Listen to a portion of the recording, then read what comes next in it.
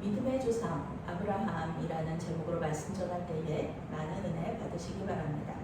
오늘의 핵심 주제는 하나님의 은혜는 우리의 어떠함과 상관없이 주어진다. 효과적인 교육 방법 중에 하나가 바로 반복하는 것입니다. 공부 잘하는 친구들을 보면요, 예습 복습에 철저했다라는 말들을 많이 합니다.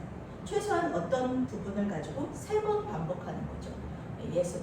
예습하고 그 다음에 수업 시간에 듣고 그 다음에 복습하고, 그러면서 3번을 이렇게 반복하다 보면은 그것이 우리에게 이해가 되어지고 그것이 또 시험에 나왔을 때 바른 답을 찾을 수 있다는 것입니다.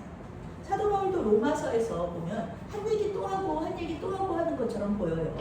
그런데 그것처럼 보여도 조금씩 더 진리로 들어가고 있음을 알 수가 있고요. 몇 번씩 계속 들어가면서 우리는 사도 바울이 우리에게 무슨 얘기를 하려고 하는 것인지를 차츰차츰 이해하게 되는 것입니다. 어떤 사람과 대화하는 형식으로 기독교를 변증하고 있는데요. 이것을 계속 읽다 보면은 속이 시원해지는 것을 느끼실 수가 있을 겁니다. 모든 질문에 성경적이면서도 논리적인 대답을 주고 있기 때문에 그렇습니다. 사도 바울은 계속해서 하나님의 구원의 은혜를 행위로 얻을 수 있는 것이 아니라 오직 믿음으로 얻을 수 있다고 얘기하고 있어요. 그러니까 사도 바울이 로마서에서 말하는 믿음은 행위와는 반대편에 있는 것이죠. 행위로 구원받을 수 있다라고 생각하는 사람들과 믿음으로만 구원받을 수 있다라고 생각하는 사도 바울이 부딪히면서 논쟁을 하고 있는 것입니다. 유대인들에게 친숙한 아브라함의 예를 들고 있는데요. 유대인들은 아브라함이 의롭다 여김을 받는 것이 독자 이삭을 하나님께 바쳤기 때문에 그 행위로 의롭다함을 입었다고 그렇게 얘기를 하고 있습니다. 그러면서 아브라함을 존경하고 그의 자손인 것을 자랑스러워하는 거예요. 물론 아브라함은 하나님 잘 믿는 경건한 사람이었죠. 순종의 사람이었죠. 모든 유대인들 중에 첫 번째 유대인이었어요. 그리고 유대인들의 존경과 사랑을 받을 만한 그런 사람이었습니다. 그런데 하나님 보시기에도 그랬을까? 하나님 보시기에도 아브라함은 구원을 받을 만한 어떤 아름다움을 가지고 있었을까요? 사도 바울은 아브라함이 구원받을 만한 행위를 하지 않았다 이렇게 말하고 있습니다. 그러면 자랑할 것이 있었겠죠. 그런데 그렇게 자랑할 것이 없었다. 만약 아브라함이 지금 이 자리에 있다고 해서 그 사람한테, 아브라함한테 아유 당신은 행위가 정말 아름다워서 하나님께 의롭다 하심을 받았군요, 이렇게 묻는다면 아브라함이 뭐라고 얘기할까요? 네, 그렇습니다. 저는 하나님께 이삭도 바치고요, 하나님께 순종해서 가나안 땅으로 오기도 했기 때문에 나는 내 행위가 참 아름다워서 의롭다함을 받았습니다, 이렇게 얘기할까요? 아니죠. 아브라함은 절대 그렇게 얘기하지 않을 것입니다. 의롭다 여김을 받을 만한 어떤 행위도 나는 한 적이 없습니다. 오로지 나의 의롭다 여김을 받은 이 은혜는, 이 복은 오직 하나님께서 나를 사랑하셨기 때문에 그렇습니다. 나를 의롭다 여겨주셨기 때문에 내가 믿음의 조상이 된 것입니다. 이렇게 얘기하지 않겠습니까? 아브라함은 하나님께 영광을 돌릴 것입니다. 사람들과 비교해서는 경건한 사람일 수 있어요. 그 고대 근동에 아브라함이 살았던 그 시대의 사람들과 비교해서는 아브라함이 경건한 사람일 수 있죠. 진선미의 영성을 추구하면서 기도 많이 하고 어려운 이웃을 돕고 전도하면서 말씀에 순종하는 사람들이 있을 수 있습니다. 녹색 순교를 지향하면서 수도자적인 삶을 사는 사람들도 있을 거예요. 그런데 그들에게 당신은 정말 행위로 구원받을 만하군요, 이렇게 말한다면 그들이 그렇게 대답하겠습니까?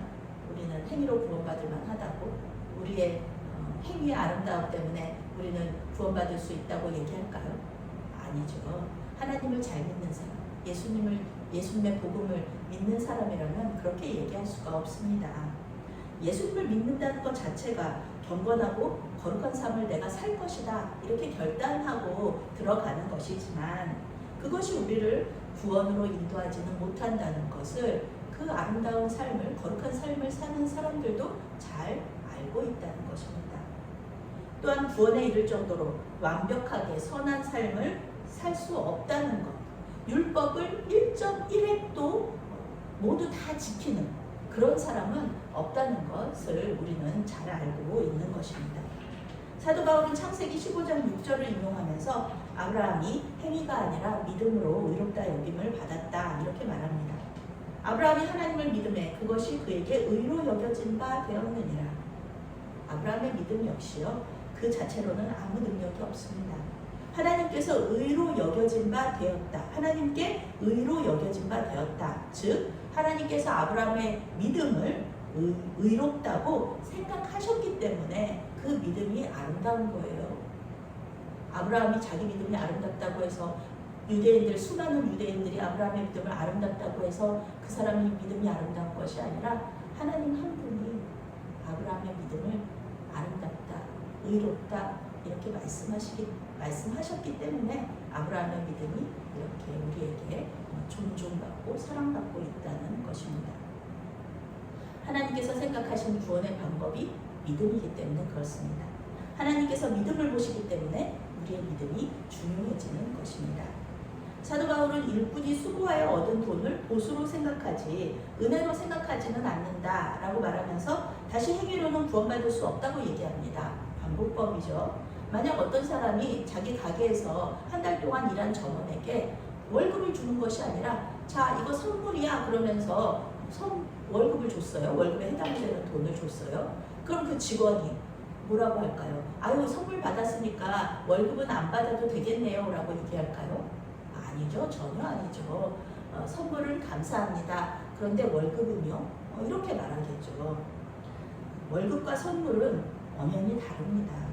하나님은 우리에게 구원을 선물로 주신 것이지 어떤 우리가 한 것에 대한 보상으로 주신 것이 아니라는 것입니다.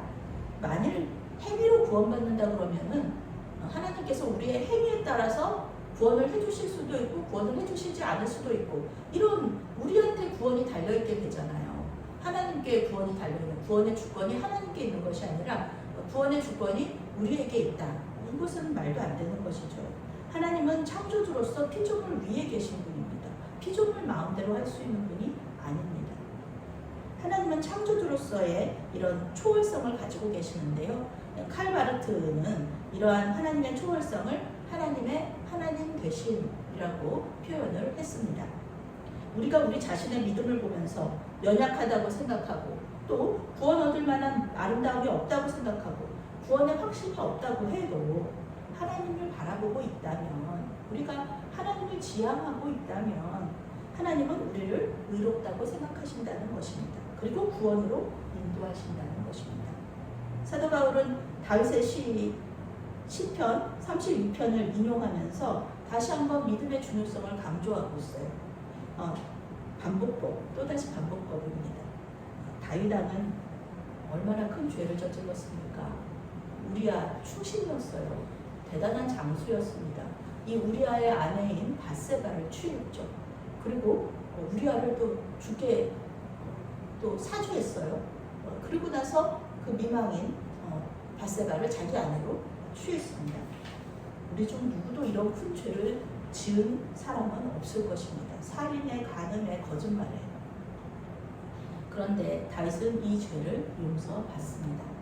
주님의 십자가 보혈 앞에서 용서받지 못할 죄는 없습니다. 이것이 또한 믿음입니다.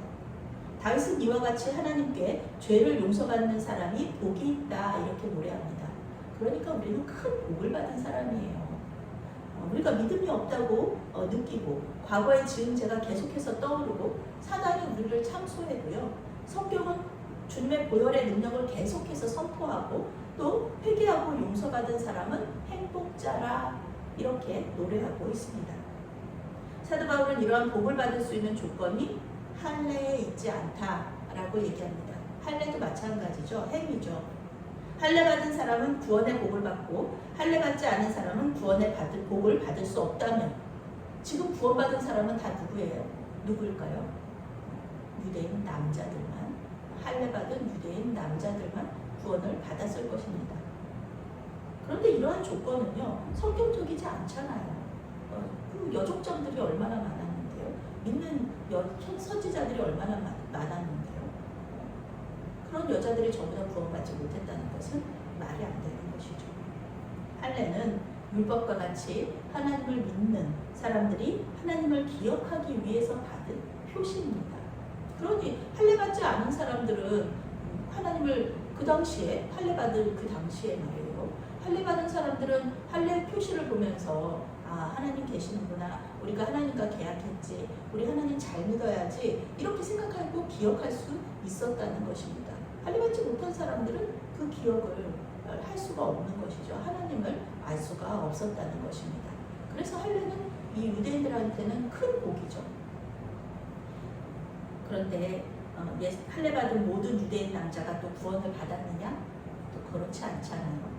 예수님을 죽였던 종교 지도자들도 모두 할례 받은 유대인들이었습니다. 그들이 죽기 전에 회개했다면 구원을 받았겠죠. 그러나 회개하지 않았다면 구원받지 못했을 것입니다. 아브라함은 의롭다 여김을 받고 나서 할례를 받았다. 이 순서가 그래요. 유대인이 아닐 때 하나님의 부르심을 받고 가나안 땅으로 들어왔어요. 이방인이었어요. 외국인이었어요. 할례는 그저 아브라함과 그의 자손들이 하나님을 잘 믿을 것이라는 그 약속의 계약서에 도장을 찍는 것입니다. 그래서 아브라함은 할례자의 조상이면서 또 무할례자의 조상이기도 하죠. 믿음으로 구원을 받은 모든 사람들, 우리 같은 사람들입니다. 유대인이 아니고요. 유대인 남자가 아닌 그런 사람들이죠. 믿음으로 구원받은 모든 사람들은 그 사람이 유대인이거나 이방인이거나 모두 아브라함의 자손이 됩니다. 그래서 우리가 믿음의 조상 아브라함 그렇게 얘기하는 거예요. 하나님께서 받으셨던 것은 할례 받지 않은 상태의 아브라함의 믿음입니다. 물론 아브라함이 할례 받은 후에도 하나님 잘 믿었어요. 할례 받기 전에 그는 하나님의 말씀을 믿고 순종하여서 가나안 땅으로 왔고요. 땅과 자손에 대한 하나님의 약속을 받았고 그 약속을 믿었습니다. 이러한 믿음이 있었기 때문에 할례 받은 후에 독자 이삭을 하나님께 바칠 수 있었던 것입니다. 갑작스럽게 큰 믿음이 생겨서 하나님께 독자를 바친 것이 아니고요. 가나안 땅으로 들어오는 그 과정, 그리고 가나안 땅에서 살았던 그 과정들, 또 독자 이삭을 낳게 되었던 그 과정들 가운데 하나님과의 신뢰가 쌓여서 결국은 아들을 바치는 데까지 이르렀다는 것입니다. 우리는 때때로 우리의 어떠함이 하나님의 계획이나 결정에 아주 큰 영향을 미친다는 오해를 합니다. 우리가 없으면 하나님 큰일이야 이렇게 말하는 사람들이 얼마나 많은지 몰라요. 그런데 그것은 교만입니다. 우리가 없어도 하나님은 큰일 나지 않습니다. 우리의 순종과 불순종은 하나님과 우리와의 관계에는 영향을 줘요. 그런데 하나님의 계획, 하나님의 크신 역사에는 크게 영향을 주지 않는다. 하나님이 제일 잘하시는 일 중에 하나가 기다리시는 일이에요. 우리의 인내는 하나님과 비교할 수 없습니다. 우리가 순종할 때까지 하나님 기다리시는 거예요. 그러시면서 하나님의 계획이 이루어져 가는 거죠. 또 우리가 순종하지 않으면 또 다른 사람 부르셔요. 하나님의 이 놀라운 구원 계획 속에서 우리는 하나님의 또 자녀이고 또 하나님의 종이고 그렇다는 것입니다. 전우주적인 교회 공동체 안에서 우리는 그 교회 공동체 안에 한 구성원인데 그것을 너무 크게 생각하면 안 된다는 것입니다. 우리가 하나님의 사랑이나 보혈의 능력을 의심할 때에는 우리의 어떠함이 또 문제가 될 수 있습니다. 우리 자신을 보면 구원 얻을 어떠한 아름다움도 없고요. 과거에 지은 죄가 계속해서 떠오르고요. 지금 우리의 모습, 우리의 믿음 없는 모습들이 얼마나 우리를 공격하는지 몰라요. 믿기 전의 모습과 지금의 모습이 똑같을 때 우리는 절망할 수밖에 없습니다. 그때 우리는 아브라함을 기억할 수 있어요. 아브라함이라고 죄를 안 지었겠습니까? 성경에도 아브라함이 잘못한 것이 여러 번 나오죠. 자기 아내를 여동생이라고 거짓말한 것도 있고요. 그런데 하나님께서 한 번도 그를 책망하신 적이 없다는 것을 믿으시기 바랍니다. 하나님 보시기에 그가 아무 죄도 없었기 때문이 아니라 하나님이 그를 보실 때 아브라함이 아브라함의 믿음을 보시고 그를 의롭다, 죄 없다 여기시면서 아브라함의 편에 서서 아브라함을 변호해 주셨기 때문에 이런 성경 속에서 아브라함의 죄에 대한, 아브라함의 잘못에 대한 책망이 없는 것입니다. 믿음으로 의롭다 여김을 받았다는 것은 이런 뜻입니다. 이런 큰 복을 우리가, 이런 큰 은혜를 우리가 받았다는 것입니다. 우리의 어떠함에 상관없이 하나님께서 우리를 의롭게 여기시면서 하나님께서 우리 편에 서셔서 변호해 주신다면 이것이 얼마나 큰 은혜일 것입니까? 이런 사람들은요, 죄를 지으라고 해도 죄를 짓지 못해요. 하나님이 싫어하시는데요. 이렇게 큰 사랑을 받고 이런 큰 복을 받은 사람인데 죄를 지을 수가 없죠. 죄 지으면 또 큰 죄도 아니에요. 작은 죄를 짓고서도 또 그 마음에 또 하나님, 제가 또 죄를 지었습니다 하면서 하나님께 얼마나 또 회개하는지 몰라요. 다윗처럼 그런 큰 죄를 지은 사람들은 그것에 대해서 회개하지 않아도요, 아주 작은 죄, 형제를 미워한 죄, 예배를 빠졌습니다, 이런 것들도 얼마나 그들에게는 하나님 앞에 민감하게 다가오는지 모릅니다. 지금도 사단이 과거의 죄를 들먹이면서 우리를 참수하고 있어요. 그러니 마지막 최후의 심판날에는 어떨 것입니까? 우리가 평생 동안 지어온 모든 죄들에 대해서 다 얘기하지 않겠습니까? 우리도 아는 죄를 사단이 모를 리가 없죠. 그런데 하나님은 예수님의 보혈의 능력을 믿는 사람에게는 무죄 판결을 내려주신다는 것입니다. 이것이 얼마나 큰 은혜입니까? 이것만으로도 우리는 예수님을 믿을 이유가 당연히 충분히 많지 않습니까? 우리에게 초점을 맞추려는 사단에게 휘둘리지 마세요. 하나님께 초점을 맞추는 것이 능력이고 믿음입니다. 우리에게 초점 맞추면요, 아무것도 못합니다. 죄인이 어떻게 예수님의 몸된 교회에서 예배를 인도하고 설교하고 또 봉사할 수 있겠습니까? 그러나 하나님께 초점을 맞추면 우리를 위해 십자가에서 죽으신 우리 예수님의 사랑이 보입니다. 그분의 사랑을 알면은요, 그 사랑에 응답하고 싶어지는 거 너무 당연한 일이에요. 성령께서 우리를 그렇게 하게 하시거든요. 그분의 사랑을 알면은 하나님을 기쁘시게 하는 일에 최선을 다하고 싶어요. 하나님을 기쁘시게 하는 일을 막 하고 싶어요. 성령께서 이렇게 하게 해주세요. 그리고 우리 안에 내주하시는 성령께서요, 이 마음을 기쁘게 받으시고 그렇게 할 수 있는 길을 열어주시는 것입니다. 주님께 초점 맞추고 그 보혈의 능력에 의지하여서 사랑으로 응답하시는 저와 여러분이 되시기를 바라겠습니다. 아멘. 사랑 하나님, 죽을 수밖에 없는 죄인을 사랑하셔서 구원하여 주신 은혜에 감사합니다. 가장 큰 복을 받았으니 그 복에 감사하며 주님을 더 알아가고 믿게 하여 주시옵소서. 이미 회개하고 용서받은 죄를 생각나게 하고 죄책감에 빠지게 하는 마귀 사단은 떠나갈지어다, 떠나갈지어다, 떠나갈지어다. 예수님의 이름으로 감사하며 기도했사옵나이다. 아멘.